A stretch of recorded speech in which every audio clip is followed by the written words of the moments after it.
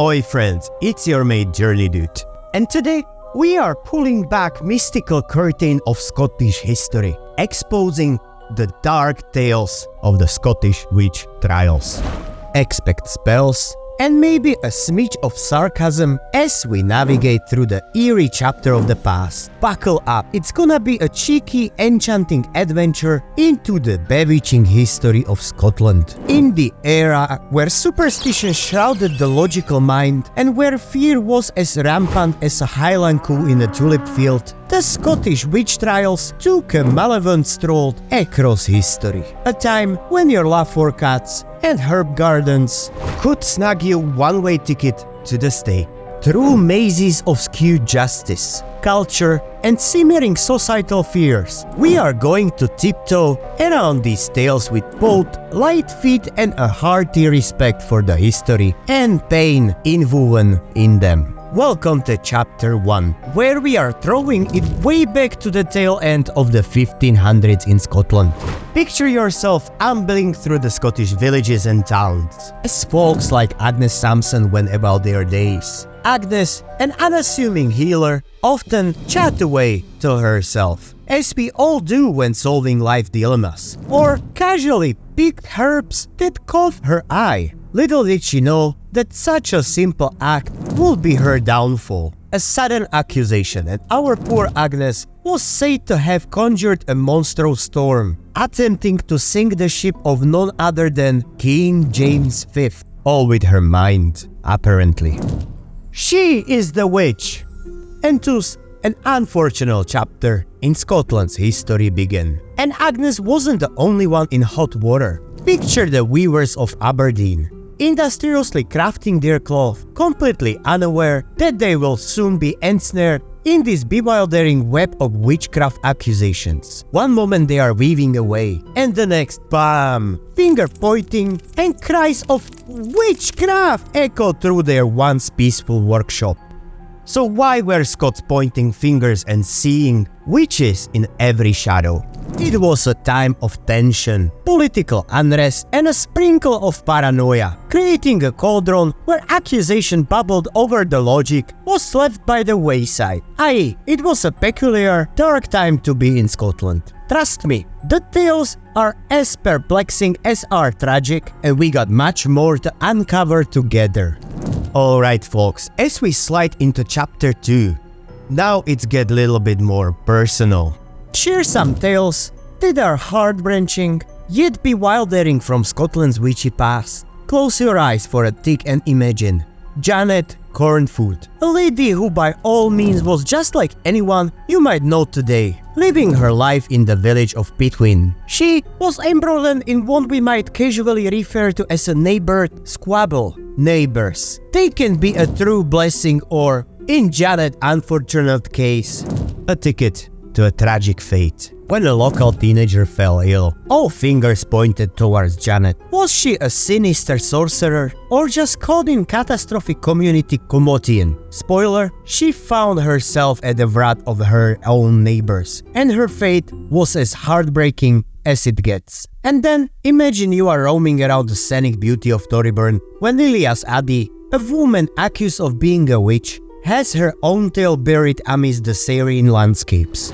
Unlike Janet, Lilia's never faced execution, but her story remains etched into the lands, revealing a poignant tale of the harshness endured by those labeled as witches.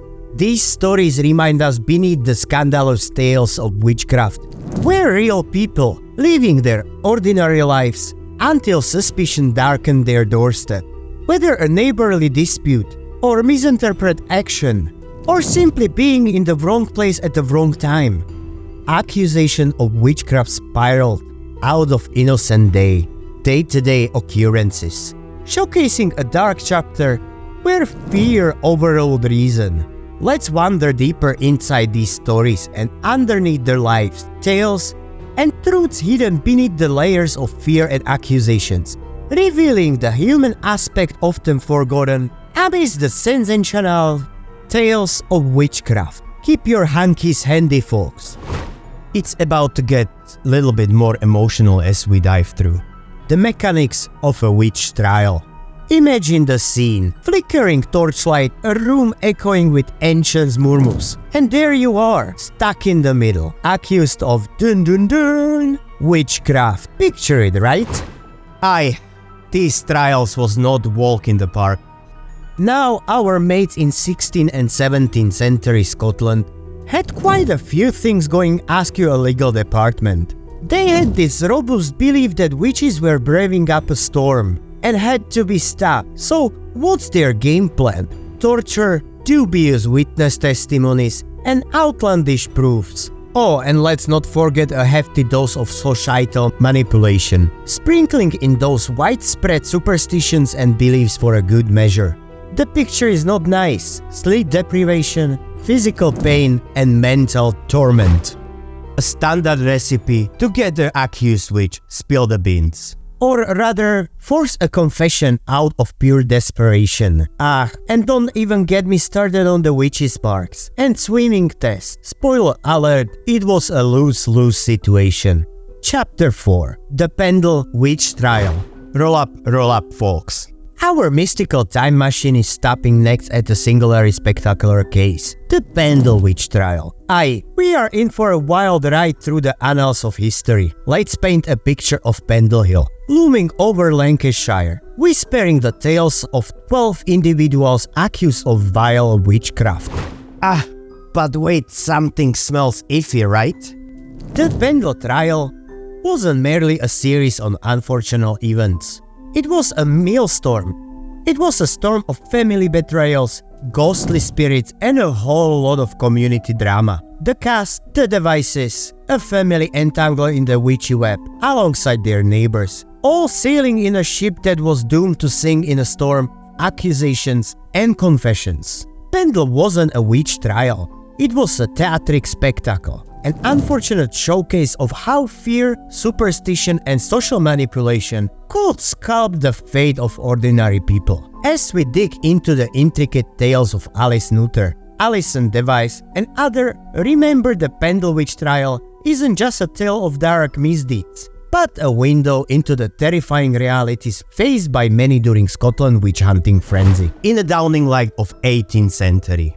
Scotland, once enshrouded in the chilling mist of witch hunts, began to see a shift. The intense paranoia that once held communities in a tight, accusatory grip started to loosen.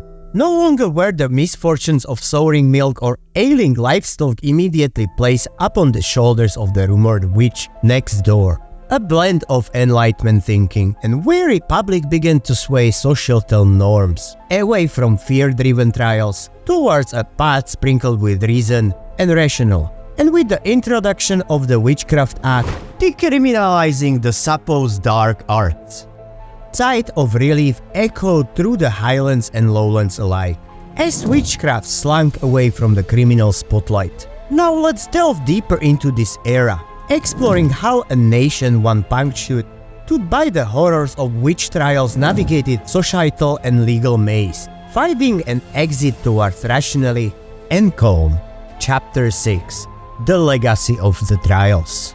Ghostly memories of witch trials linger in the Scottish landscapes, from the quiet valleys to the bustling cities. Stories of anguish, fear, and injustice are etched into the cultural memory, woven into tales told through the various mediums, from poignant memorials to chilling cinema scenes. Where once townsfolk might gather to witness a trial, now stand the memorials and plaques, a silent tribute to those who face dark fates. Count tales of yesteryears. Movies bring spectral stories to life, and scholars probe into the faded pages of the history, ensuring that the trials, while a dark chapter, are not forgotten. As we explore the nooks and crannies of this legacy, the reflection of the modern scholars are the public alike. We are left to ponder how history, through once shrouded in mystery and fear, finds a way to linger, to remind, and to caution future generations. Let's traverse through the echoes left behind by the trials and explore their lasting imprint in Scottish soil. Gone are the days when whispers of witchcraft mean pitchforks, mob justice and chilling trials. Today Scotland wears its enchanting mystical aura with a dash of pride. Contemporary witchcraft, often tied with the pagan practices, emerged as an art of reverence, understanding and deep connection to the land. No bubbling cauldrons of frog eye here. Instead of rituals rooted in nature, the ebb and flow of seasons, and the mood-rhythmic dance, many modern-day practitioners regard the historical witch trials with a mixture of sorrow and incredulity. From their vantage, they see the trials as a painful period where fear and misunderstanding ruled supreme. They often stand in dark contrast to the ancestors, practicing openly, sometimes even celebrating the very essence that once would have placed them in peril. Now, let's take a closer look to the Scotland today, where the echoes of yesteryears blend seamlessly with contemporary celebration of the craft. Oh, what a journey we had! Diving through the dark and twist tales of Scotland witch trials, all the way to the enlightened practices of today's modern mystics. As the broomstick lands and the cauldron simmers down, let's not forget the purpose of peeking through such historical keyholes. To remember and to learn. The tales of yesteryear's witches, those unfortunate souls who bore the brunt of societal panic and malicious scapegoating, serve as stark reminders that teach us to tread lightly with judgment and to embrace understanding and compassion as we forge ahead in our tales. Ah, my historical companions, your company on this eerie expedition through Scotland's mystical past has been truly enchanting. If you man the bus with true spells or simply a good old chinwag, let the comment section below be your parchment. And hey, if you enjoyed our time together, do leave a like, share the tale with your fam, and of course subscribe for more historical escapades with me.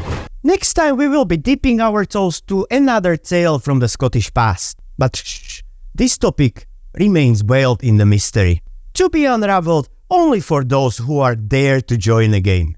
Until then, keep your curiosity kindled, and may your own journeys be so enchanting.